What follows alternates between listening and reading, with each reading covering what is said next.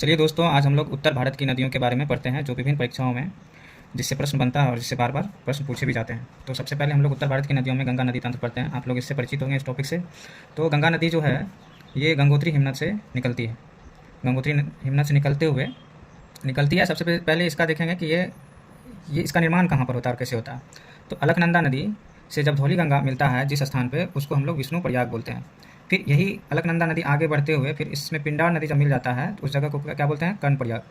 कर्णप्रयाग के बाद फिर मंदाकिनी नदी आकर के अलकनंदा नदी में ही फिर समा जाती है। तो फिर रुद्रप्रयाग जगह है जहाँ पर ये मंदाकिनी नदी अलकनंदा से मिल जाती है। उसके बाद अगर हम आगे चले तो भागीरथी नदी देवप्रयाग में आकर के अलकनंदा से जहाँ पर मिल जाए वही संगम कहलाता है। वही संगम कहलाता है और यहाँ से नाम गंगा पड़ जाता है। यहाँ से नाम गंगा नदी का ही गंगा पड़ जाता है। तो अगर हम बात करें कि गंगा नदी का लंबाई है भारत में कुल 2525 किलोमीटर। 2525 किलोमीटर ये गंगा नदी है भारत की सबसे लंबी नदी है। भारत की सबसे लंबी नदी कौन है? तो गंगा, जिसकी लंबाई कितना? 2525 किलोमीटर। तो हम लोग बिहार स्पेशल से बिहार के गंगा नदी के बारे में पढ़ेंगे। बिहार में गंगा नदी तंत्र, तो ये उत्तर प्रदेश से आते हुए बिहार को दो बराबर भागों में बांटते हुए बांग्लादेश होते हुए, पश्चिम बंगाल बांग्लादेश होते हुए बंगाल की खाड़ी में गिर जाती है। तो बिहार में जितना देर ये बहता है उसकी लंबाई होती है 445 किलोमीटर। तो अगर पूछे कि बिहार में गंगा नदी की लंबाई कितनी है तो 445 किलोमीटर। तो आइए हम लोग बिहार के गंगा नदी तंत्र के बारे में थोड़ा सा समझ लेते हैं। तो उसके सहायक नदी, बिहार के गंगा में मिलने वाली उत्तर बिहार से जो नदी मिलती है उसके बारे में पढ़ते हैं। तो उत्तर से दक्षिण की ओर गंगा में मिलने वाली नदी तो घाघरा नदी, उसके बाद घाघरा नदी, उसके बाद गंडक, बूढ़ी गंडक, कमला, कोसी, बागमती और महानंदा। फिर से पढ़ते हैं, घाघरा, गंडक, बूढ़ी गंडक एक साथ करेंगे। सबसे पहले इधर से घाघरा नदी मिलेगी, फिर गंडक, फिर बूढ़ी गंडक, कमला, उसके बाद कोसी, बागमती, महानंदा। कोसी नदी को बिहार का शोक भी बोला जाता है क्योंकि ये मार्ग परिवर्तन करने के लिए विख्यात है, जो बहुत विनाशकारी उत्तर बिहार में बहुत ही विनाशकारी बाढ़ लाती है, जिससे कि बहुत जान माल का नुकसान होता है और सरकार को और जनजीवन को बहुत ज़्यादा क्षति पहुंचती है। फिर उसी तरह से अगर हम देखें दक्षिण बिहार की नदियाँ, जो यहाँ से कर्मनाशा, जो पहली नदी है वो कर्मनाशा है। ऐसा माना जाता है कि इसमें नहाने से आदमी का कर्म जो है वो भी नाश हो जाता है। तो ये कर्मनाशा है। फिर सोन नदी उसके बाद आता है जो अमरकंटक की पहाड़ी से निकलती है, और सोन नदी भी आकर के सोन नदी भी आकर के मिल जाती है। फिर पुनपुन नदी है जो उत्तर की ओर बहती है। फिर क्यूल, फिर फल्गु नदी पर ही रबर डैम है, अभी बना है। फल्गु गया के में पूछा जाएगा अगर रबर डैम कहाँ पर है तो फल्गु नदी पर है। फल्गु नदी पर रबर डैम है। तो थोड़ा सा इसमें विशेषता क्या है, उत्तर बिहार की नदियाँ जो है 12 मासी नदियाँ होती है। कैसी नदियाँ होती है? 12 मासी नदियाँ। इसका मतलब क्या हुआ? 12 मासी नदियाँ वे नदियाँ होती है जिसमें वर्ष भर जल रहता है। और जो दक्षिण बिहार की नदियाँ हैं ये वर्षा पर आधारित होता है, वर्षा पर निर्भर होता है। इसमें वर्षा होगा तभी ये नदियों में पानी रहता है, बाकी इसमें पानी की कमी होती है। तो जिसके कारण से दक्षिण बिहार जो सुखाड़ का सामना करता है और उत्तर बिहार जो बाढ़ का सामना करता है। दक्षिण बिहार की नदियाँ वर्षा आश्रित रहती है। तो एक बार हम लोग फिर से पढ़ लेते हैं। जो उत्तर से दक्षिण की ओर गंगा नदी में मिलने वाली सहायक नदियाँ होती है, अर्थात जो बाएं से दाएं में मिले, बाएं तट से मिलने वाली नदी, गंगा के बाएं तट से मिलने वाली उसकी सहायक नदी, या फिर ऐसे भी बोल सकते हैं कि उत्तर से दक्षिण की ओर बहने वाली नदी। तो घाघरा, गंडक, बूढ़ी गंडक, कमला, कोसी, बागमती, महानंदा। इसमें हो सकता है दोस्तों कि थोड़ा सा पोजीशन का और फिर हो सकता है कमला कोसी में ये हो जाए। तो हम बस ये परीक्षा की दृष्टि से उत्तर भारत में मिलने वाली नदियाँ, उत्तर से दक्षिण की ओर मिलने वाली नदियों के बारे में बता रहे हैं। ये फर्स्ट डिवीजन है ताकि आप लोग को परीक्षा में ये करने को मिल जाए। तो फिर यहाँ पे कुछ फैक्ट देख लेते हैं। बिहार में गंगा नदी की लंबाई 445 किलोमीटर है। कुल लंबाई कितना है? 2525 किलोमीटर। ठीक है। गंगा नदी जब बिहार से बांग्लादेश में प्रवेश करती है तो गंगा का नाम बदलकर क्या हो जाता है? पद्मा। क्या हो जाता है? पद्मा कहलाता है।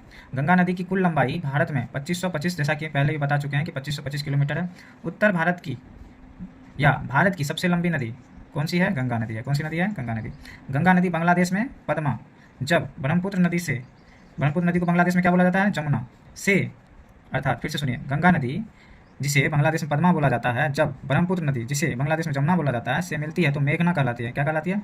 मेघना। यहाँ पे दोस्तों ध्यान देना, जमुना है ना कि यमुना है। यमुना नदी जो है वो गंगा की सहायक नदी होती है, वो उत्तराखंड से निकलती है और दिल्ली, हरियाणा, उत्तर प्रदेश में बहती हुई गंगा मिल जाती है। लेकिन ये जो ब्रह्मपुत्र नदी है बांग्लादेश में जमुना कहलाती है। गंगा नदी हरिद्वार में के मैदानी भाग में प्रवेश करती है तो इसका नाम गंगा हो जाता है। गंगा नदी हरिद्वार के मैदानी भाग में प्रवेश करती है। तो अगर ऐसा पूछा जाएगा कि गंगा नदी कहाँ पर मैदानी भाग में प्रवेश करती है तो हरिद्वार में। गंगा नदी उत्तराखंड, उत्तर प्रदेश, बिहार, पश्चिम बंगाल होते हुए बंगाल की खाड़ी में गिर जाती है।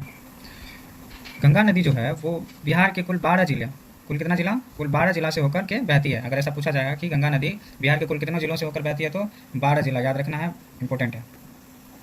ब्रह्मपुत्र नदी, ब्रह्मपुत्र नदी जो तिब्बत के मानसरोवर झील से निकलती है, और मानसरोवर के कौन सा हिमनद है बाबू, इंपॉर्टेंट है, चाम यूंग डुंग, चाम यूंग डुंग नदी, ये चाम यूंग डुंग हिमनद से निकलती है। कौन सी नदी, ब्रह्मपुत्र नदी।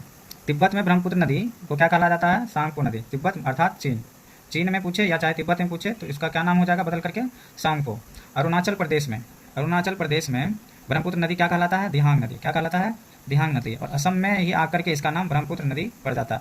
तो अगर पूछा जाए तो असम, ब्रह्मपुत्र नदी का नाम ब्रह्मपुत्र कहाँ पे पड़ जाता है, तो असम में। और दिहांग कहाँ पे पड़ता है, तो अरुणाचल प्रदेश में। और सांगपो इंपॉर्टेंट है, ये बार बार अनेकों एग्जाम में ऐसा पूछा गया कि सांगपो नदी कहाँ, किस नदी का नाम है, तो तिब्बत में ब्रह्मपुत्र नदी का नाम है। फिर ये बह करके फिर बांग्लादेश पहुँचती है, और बांग्लादेश में इसका नाम बदल करके क्या हो जाता है, जमुना। यमुना नहीं, यमुना नहीं, जमुना, जमुना। फिर जब ये दोनों नदियाँ इधर से, तो मान लीजिए कि बिहार पश्चिम बंगाल से होते हुए गंगा नदी आया, फिर इधर से ब्रह्मपुत्र नदी आया, और दोनों जब एक स्थान पे मिलता है तो उसको इधर से पद्मा हो गया, ये गंगा का नाम बांग्लादेश में, ये बांग्लादेश में पद्मा, और इधर से ये जो ब्रह्मपुत्र नदी इसका नाम बांग्लादेश में जमुना पड़ गया। दोनों मिलकर के मेघना का निर्माण करता है। एक और क्वेश्चन आप लोग से पूछ सकता है कि मान लीजिए कि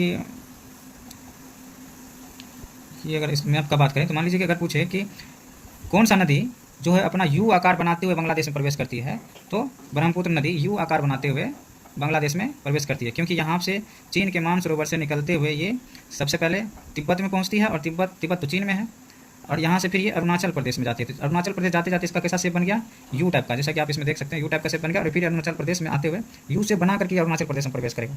तो अगर आपसे पूछे कि कौन सा ऐसा नदी है जो यू आकार का, यू आकार बनाता है, यू आकार बनाते हुए बांग्लादेश में प्रवेश करती है, बांग्लादेश में प्रवेश करती है, तो कौन सा नदी हो जाएगा दोस्तों, तो ब्रह्मपुत्र नदी। चलिए फिर आते हैं हम लोग सिंधु नदी तंत्र। सिंधु नदी तंत्र, अभी सिंधु नदी विवाद में है, और क्योंकि भारत और पाकिस्तान में जो हुआ है उसके कारण से भारत जो है सिंधु का पानी पाकिस्तान का रोक दिया, तो इसके लिए ये टॉपिक थोड़ा सा पढ़ना पड़ेगा और इंपॉर्टेंट भी हो जाता है। सिंधु नदी कहाँ से निकलता है, तो तिब्बत के मानसरोवर के बोखरचू हिमनद से। ये याद रखिए, कौन सा हिमनद, मानसरोवर तो याद ही रखता है लोग, क्योंकि ज़्यादातर पढ़ा जाता है। मानसरोवर से तीन नदी निकलती है, पहला तो सिंधु, फिर कौन सा था, ब्रह्मपुत्र, और सतलज नदी भी मानसरोवर से ही निकलती है। लेकिन ये हिमनद पूछा जाता है, मेन होता है कौन सा हिमनद होता है, तो बोखरचू हिमनद से। तो हम लोग पढ़ते हैं सहायक नदियाँ। सिंधु नदी की सहायक नदी कौन सी होती है, तो झेलम, चिनाब, रावी, व्यास और सतलज। झेलम का जो प्राचीन नाम वितस्ता कहा गया है, और चिनाब का अस्किनी, रावी का उसी तरह से पुरुषनी बोला गया है, सतलुज का सतुद्री, सतुद्री कहा जाता है। अब व्यास का विपाशा नदी, व्यास का प्राचीन नाम क्या हुआ, विपाशा नदी। तो अगर आपसे पूछा जाए कि रावी नदी का पुराना नाम क्या है या प्राचीन नाम क्या है, तो पुरुषनी, झेलम का वितस्ता, और चिनाब का अस्किनी, सतलुज का सतुद्री, सतुद्री। तो सिंधु जल समझौता 1960 में, 1960 में वर्ल्ड बैंक के सहयोग से, किसके सहयोग से, वर्ल्ड बैंक के सहयोग से। यहाँ आप लोग को पता है कि वर्ल्ड बैंक का स्थापना कब हुआ, तो 1945 में, 1945 में। वर्तमान में इसके अध्यक्ष कौन है, अजय बंगा, अजय बंगा इसके अध्यक्ष है। तो ये करता क्या है, ये फंड मुहैया कराता है। और ये जो सिंधु जल समझौता किसने कराया था, वर्ल्ड बैंक ने कराया था। ये इंपॉर्टेंट है परीक्षा के दृष्टिकोण से, ये आप लोग ध्यान में रखें। जिसमें सिंधु, झेलम, चिनाब, ये जो समझौता हुआ था भारत और पाकिस्तान के बीच में जल के लेकर, सिंधु जल को लेकर, जिसमें कि ऊपर की तीन नदियाँ सिंधु, झेलम, चिनाब का पाकिस्तान उपभोग 80% करेगा, और भारत को इस पानी का 20% मिलेगा। ठीक, फिर नीचे का तीन नदी रावी, व्यास, सतलज का 80% उपयोग भारत करेगा, और पाकिस्तान 20% उपयोग करेगा। सिंधु नदी पाकिस्तान से होते हुए अरब सागर में गिर जाती है। पाकिस्तान से होकर कहाँ गिर जाती है, अरब सागर में। ये टॉपिक इस बार परीक्षा में हो सकता है कि इसमें से कोई प्रश्न आए। फिर सतलज नदी पर आते हैं दोस्तों। सतलज नदी ये भी मानसरोवर झील से ही निकलती है, जैसा कि हम लोगों ने बताया कि ब्रह्मपुत्र नदी भी मानसरोवर झील से, सिंधु नदी भी मानसरोवर झील से। तो इसका मेन इंपॉर्टेंट होता है कि इसका हिमनद ये निकल कहाँ से रहा, तो राकसताल झील से। कहाँ से, राकसताल झील से सतलज नदी निकलता है, जिसका प्राचीन नाम क्या है, सतुद्री, सतुद्री नदी, सतुद्री नदी। ठीक है, इस पर जो डैम है ना वो भाखरा नागल डैम है। भाखरा नागल डैम पूछेगा किस नदी पे है, तो सतलुज नदी पर है। फिर आते हैं हम लोग सोन नदी पर। सोन नदी अमरकंटक की पहाड़ी से निकलता है। अमरकंटक कहाँ पर है, तो मध्य प्रदेश। अमरकंटक की पहाड़ी कहाँ पर है बाबू, तो मध्य प्रदेश पर। तो सोन नदी पर ही सोन नदी परियोजना बनाया गया 1874 में। कब बनाया गया, 1874 में, 1874 में। तो ये जो सोन नदी परियोजना है ये किन किन राज्यों को लाभान्वित करता है, तो बिहार, उत्तर प्रदेश एवं मध्य प्रदेश राज्य इस नदी बांध परियोजना से लाभान्वित होते हैं। ये सबसे पुराना नदी बांध है बिहार का, ये बिहार का सबसे पुराना नदी बांध है। और ये किसकी सहायक नदी होती है, गंगा की। जैसा कि हम लोग पिछले गंगा नदी तंत्र में पढ़े हैं कि सोन नदी किसकी सहायक नदी है, तो गंगा की सहायक नदी है। फिर आते हैं गंडक पर। गंडक नदी को नारायणी नदी भी बोलते हैं। प्राचीन नाम क्या है, नारायणी नदी। नेपाल के नुबीन हिमनद से, ये ध्यान रखें, अभी तक तो पूछा नहीं गया, लेकिन हो सकता है कि आगामी परीक्षाओं में आपसे ये सवाल पूछा जाए कि नेपाल के किस हिमनद से गंडक नदी का उद्गम होता है। उद्गम अर्थात वो कहाँ से निकलता है, उद्गम स्थान कहाँ पर है, तो नेपाल के नूबिन हिमनद से। गंडक नदी परियोजना 1961 में शुरू किया गया और इससे जो प्रॉफिट जिससे जिस राज्य को लाभ होगा वो है बिहार एवं उत्तर प्रदेश और देश में नेपाल। ये 3 जगह जो है गंडक नदी परियोजना से इनको लाभान्वित मिलता है। इसमें बहुत तरह के बांध बना करके उसके पानी को और उस पर बहुत सारा परियोजना बना करके इससे ये तीनों राज्य जो है लाभान्वित होते हैं। फिर आते हैं यमुना नदी पर। यमुना नदी यमुनोत्री ग्लेशियर उत्तराखंड। यमुनोत्री ग्लेशियर कहाँ पर बाबू, उत्तराखंड के बंदरपूछ से निकलती है कौन सी नदी, यमुना नदी।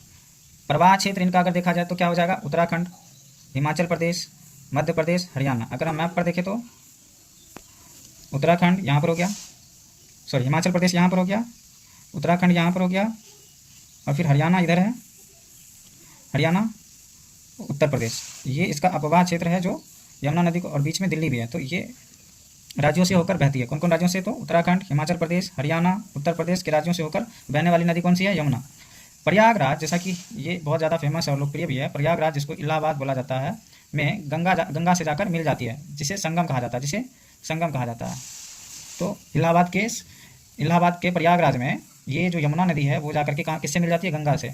तो जिसी को प्रयाग बोला जाता है, अर्थात यमुना और गंगा जहाँ संगम होता है उसको प्रयाग बोला जाता है। सहायक नदी की बात कर लें तो चंबल हो गया, सिंध हो गया, बेतवा हो गया। चंबल, सिंध, बेतवा, केन, टोंस, हिंडन और गिरी। फिर से पढ़ लेते हैं, ये इंपॉर्टेंट है दोस्तों। इसमें पूछा जाता है कि यमुना की सहायक नदी इनमें से कौन नहीं है या इनमें से कौन है।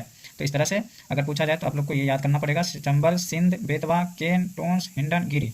फिर आते हैं यमुना किनारे के शहर, इंपॉर्टेंट है, बहुत सारे एग्जाम में पूछा गया। तो दिल्ली, यमुना किनारे बसने वाला शहर कौन सा है, दिल्ली, आगरा, मथुरा, इटावा और प्रयागराज। और प्रयागराज तो सबको ही पता है कि यमुना नदी किनारे प्रयागराज किससे मिल जाती है, तो गंगा नदी से मिल जाती है। अभी तक हम लोग ने उत्तर भारत की नदियाँ देखी, अब हम लोग दक्षिण भारत की प्रायद्वीपीय नदियों को बहुत शॉर्ट में और बहुत अच्छे तरीके से देख लेंगे। अगर आप इसको देख लीजिएगा तो फिर इससे कोई भी आने वाला एग्जाम में कोई भी क्वेश्चन आपसे मिस नहीं होगा। तो चलिए आप आगे बढ़ते हैं। तो दक्षिण भारत की सबसे बड़ी नदी का बात करें तो कौन सा है, गोदावरी नदी। गोदावरी नदी को ही वृद्ध गंगा के नाम से ही बोला जाता है। पूछा जाएगा कि वृद्ध गंगा किसे बोला जाता है, तो गोदावरी। दक्षिण भारत की सबसे बड़ी नदी पूछा जाए तो गोदावरी। इसकी लंबाई कितनी होती है, 1465 किलोमीटर। 1465 किलोमीटर। भारत में इसकी लंबाई कितनी है, 1465 किलोमीटर। गोदावरी नदी महाराष्ट्र राज्य के नासिक से के त्र्यंबकेश्वर के ब्रह्मगिरी पहाड़ी से निकलती है। ये इंपॉर्टेंट है दोस्तों, फिर से बोलते हैं, महाराष्ट्र नासिक के त्र्यंबकेश्वर के ब्रह्मगिरी पहाड़ी से निकलती है कौन सी नदी, गोदावरी नदी।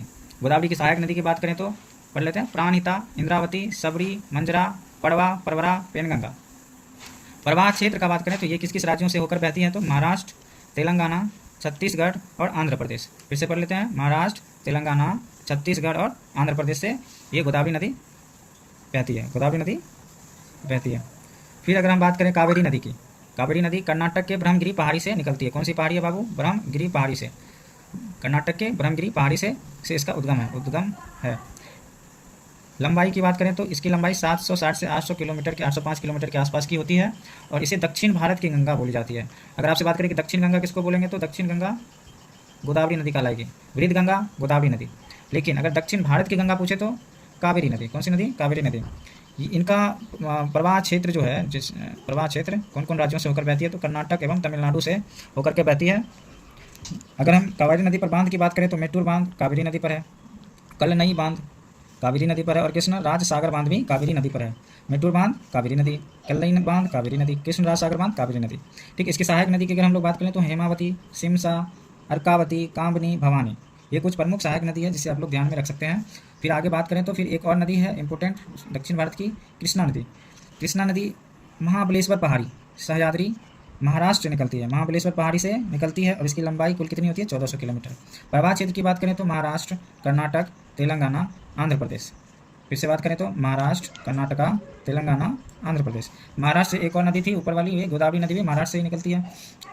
बांध की बात करें तो श्रीशैलम बांध, श्रीशैलम बांध से कौन कौन राज्य लाभान्वित होते हैं, तो आंध्र प्रदेश और तेलंगाना। फिर बात करते हैं अलमाटी बांध, अलमाटी बांध कर्नाटक में है, कहाँ पर है, कर्नाटक में, और कौन सी नदी पर है, तो कृष्णा नदी पर। तो फिर नागार्जुन सागर बांध, नागार्जुन सागर बांध कहाँ पर है, तो कृष्णा नदी पर है। इससे कौन कौन राज्य प्रभावित होता है, तो आंध्र प्रदेश और तेलंगाना, आंध्र प्रदेश और तेलंगाना। ध्यान रखें, आंध्र प्रदेश और किसी शिफ्ट में अगर इस तरह का क्वेश्चन पूछ दिया जाए तो फिर आप फंस जाइएगा, कृष्णा नदी और आंध्र प्रदेश। और फिर कोयना नदी, कोयना नदी के बारे में आप लोग पढ़े होंगे, कोयना नदी कहाँ पर है, महाराष्ट्र में, लेकिन ये नहीं पता होगा कि कौन सी नदी पर है, तो ये कृष्णा नदी पर ही कोयना नदी है। इसकी सहायक नदी का बात करें तो भीमा, कौन सा नदी, भीमा, तुंगभद्रा, घाटप्रभा, मालप्रभा, मूसी, पंचगंगा, दूधगंगा। पंचगंगा, दूधगंगा। अगर हम कुछ और नदी की बात करें जो जैसे कि नर्मदा, तापी, माही, और एक दो और नदी है पेरियार। पेरियार, ये सब जो नदी है ये अरब सागर की ओर गिरती है। अर्थात अगर हम बात करें इस भारत की मैप की तो अरब सागर इधर हो गया, अरब सागर, इधर बंगाल की खाड़ी, बंगाल की खाड़ी। तो जिसमें इंपॉर्टेंट है ये ऊपर की 3 नदियाँ, नर्मदा, तापी और माही। एग्जाम में अक्सर यही पूछा जाता है कि अरब सागर की ओर अर्थात पश्चिम की ओर बहने वाली नदी कौन सी है, तो पेरियार। लूनी भी है जो वो कच्छ के रण में समा जाती है। तो पूछा जाएगा कि पूरब से पश्चिम की ओर बहने वाली नदी, तो नर्मदा, तापी। पूर्व से पश्चिम की ओर बहने वाली नदी नर्मदा, तापी, माही। माही के बारे में विशेष बात क्या है आप लोग को पता है क्या? माही नदी कर्क रेखा को, सॉरी जगह नहीं है, तो कर्क रेखा को 2 बार काटती है, 2 बार काटती है। माही नदी कर्क रेखा को कितनी बार काटती है? 2 बार। ये अगर ऑप्शन में आ जाए कि कौन सी रेखा, तो कर्क रेखा। उसी तरह से हम कोई जगह देख लेते हैं, उसमें आपको एक और चीज़ बता कि अभी आप लोगों ने देखा कि माही नदी कर्क रेखा को 2 बार काटती है। उसी तरह से विषुवत रेखा को 2 बार काटने वाली नदी कौन सी है? कांगो। कौन सी नदी है? कांगो। और ठीक मकर रेखा को 2 बार काटने वाली रेखा कौन सी है? नदी कौन सी है? लिम्पोपो। तो ये तीनों प्रश्न में से एक प्रश्न बारी बारी से हर किसी प्रतियोगिता परीक्षा में पूछा गया है और पूछा भी आगे जाता जाएगा। तो इसीलिए ये बहुत इंपॉर्टेंट है, आप लोग इसको ध्यान रखें। कितनी बार काटती है? तो 2 बार। कर्क रेखा माही नदी कर्क रेखा को 2 बार काटती है। कांगो नदी विषुवत रेखा या भूमध्य रेखा को 2 बार काटती है। और मकर रेखा को लिम्पोपो नदी 2 बार काटती है।